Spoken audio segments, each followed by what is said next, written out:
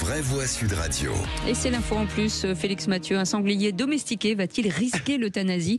Le tribunal administratif de Châlons en Champagne doit se prononcer sur son sort dans les prochains jours. Riette, c'est le nom donné à cette laie apprivoisée. Sa maîtresse, éleveuse de chevaux, l'avait trouvé chez elle alors que c'était un petit marcassin il y a un peu moins de 2 ans. Ça se passe à Chaours, dans le département de l'Aube.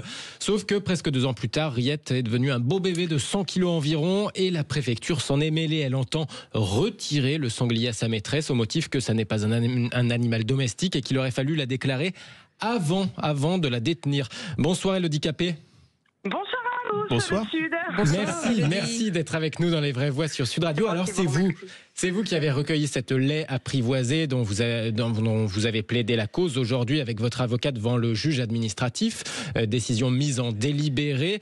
Riette est vaccinée, stérilisée dans un enclos. Alors qu'est-ce qu'on vous reproche finalement de l'avoir recueillie avant de la déclarer, c'est ça ?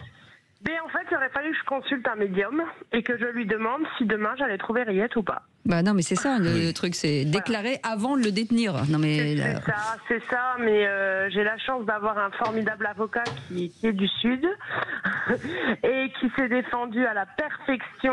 On a adopté la technique de défense la plus parfaite que l'on puisse trouver pour ce problème. On répond à toutes les conditions, que ce soit au point de vue sanitaire ou de détention. On peut rien ajouter de plus.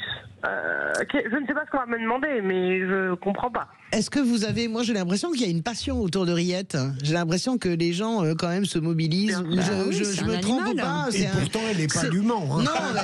Non, mais c'est un être vivant. Non, mais c'est un être vivant. Moi, je trouve ça absolument génial de voir la mobilisation des gens, en fait. En fait, il faut savoir qu'on a fait une marche ce samedi où des VIP sont venus, enfin des journalistes, beaucoup de journalistes, beaucoup de monde, beaucoup de people. Ouais. Aujourd'hui, je pense, c'est ce que je dis souvent, Riette est le sanglier de 400 000 autres Français.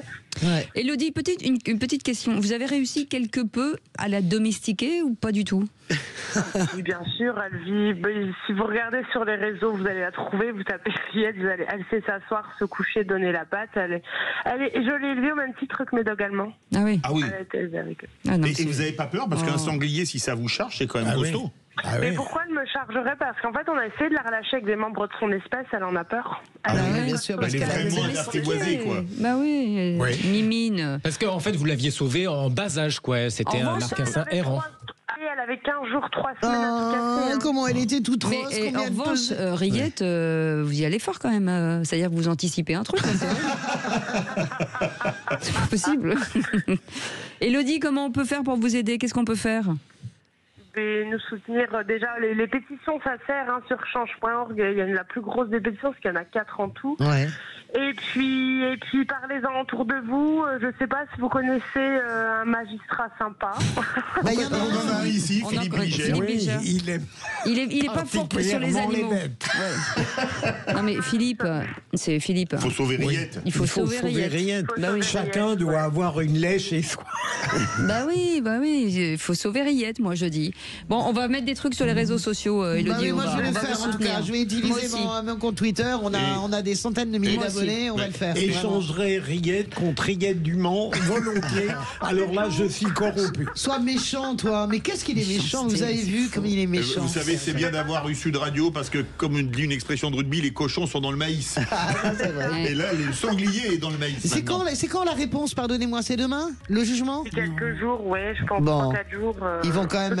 Mais ils veulent en faire quoi en fait? Alors la dernière chose qui m'a été imposée, c'était de la placer chez quelqu'un qui dresse pour le cinéma. Donc chez moi, elle est pas bien. Par contre, apporter du fric, ça pose aucun problème. Ah ouais, c'est pas bien. Et aujourd'hui, par contre, cette personne s'est évidemment rétractée parce qu'elle a eu pas mal de problèmes avec 30 millions d'amis et d'autres associations. Donc, du coup, elle s'est retirée, évidemment. C'était une évidence. Et ben moi, je dis bravo à Élodie de l'avoir sauvée. Voilà, cette petite Riette. Brigitte s'en est pas mêlée. Comment?